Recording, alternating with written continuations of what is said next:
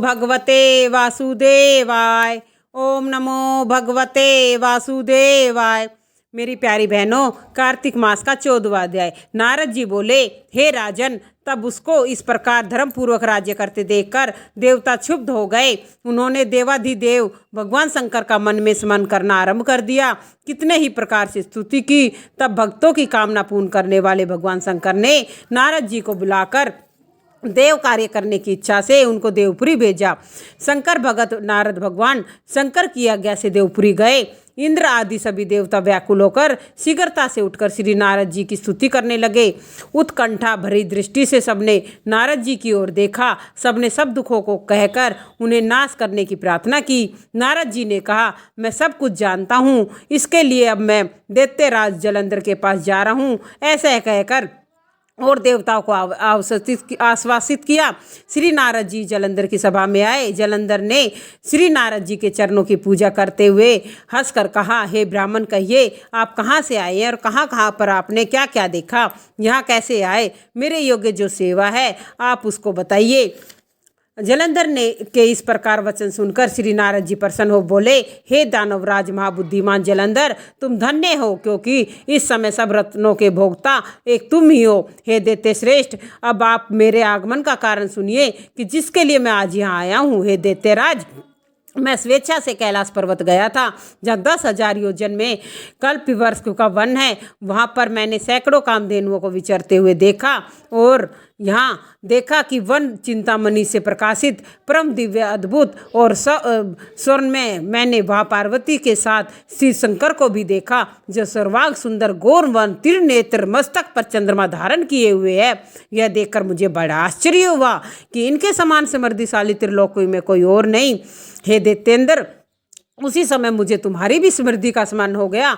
उसे देखने की इच्छा से मैं तुम्हारे पास चला आया। यह सुनकर जलंधर को बड़ा हर्ष हुआ। उसने श्री नारद जी को अपनी सब समृद्धि दिखला दी। उसे देख देवताओं का कार्य करने के इच्छुक शिव प्रेरित श्री नारद जी ने जलंधर की बड़ी प्रशंसा की और कहा, निश्चय ही तुम त्रिलोकपति होने के योग्य हो। तुम्हारे लिए ऐसा होना कोई विचित्र बात नहीं है। मैं देखता हूँ कि और तो तुम्हारे पास सब कुछ है और किसी बात की कोई कमी नहीं है। ऐरावत तुम्हारे पास है, ऊंचे सर्वा घोड़ा तुम्हारे पास है, कल्प वृक्ष और कुबेर की निधि तुम्हारे घर में है, मणि और रत्नों के ढेर भी तुम्हारे घर में है, ब्रह्मा जी का हंस युक्त विमान भी तुम्हारे पास है।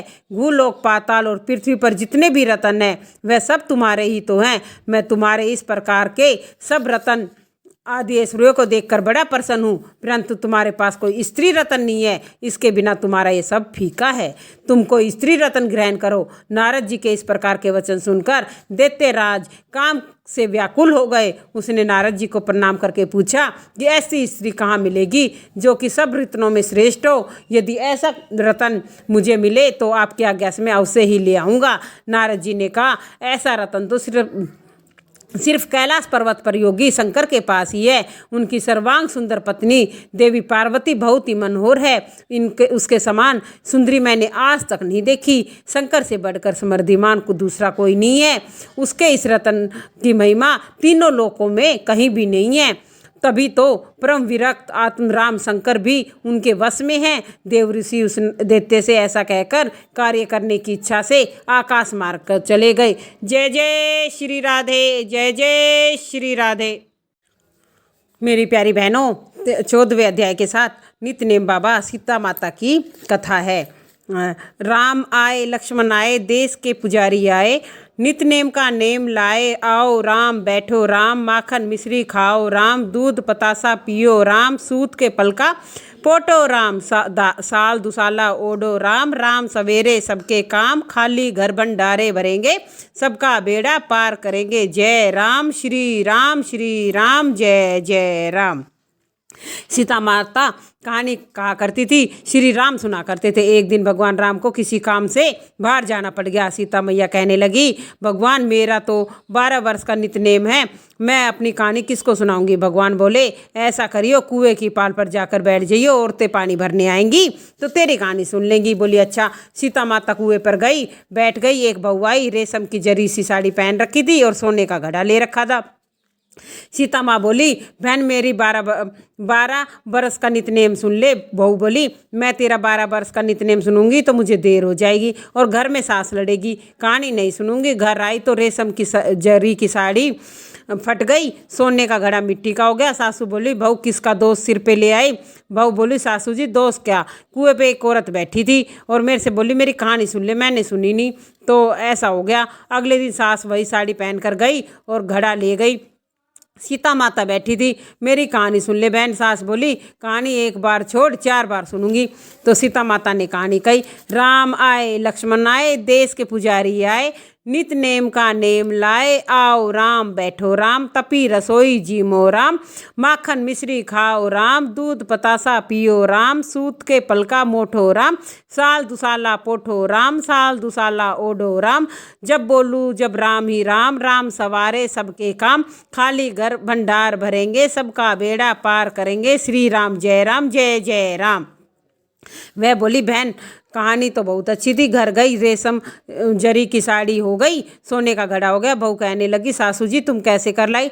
बहू तू दोष लगा लाई थी, मैं दोष उतारी हूँ। ऐसी कौन थी? वो सीता माता थी, पुराने से नया कर देती है, खाली घर भंडार भर देती है, लक्ष्मी जी का वास कर देती है, जो कि कुछ इच्छा हो वो पूरी कर देती है। अच्छा सासू जी ऐसी कहानी मुझे भी सुना दो। ले भाई तू भी सुन ले, फिर से भी कहना।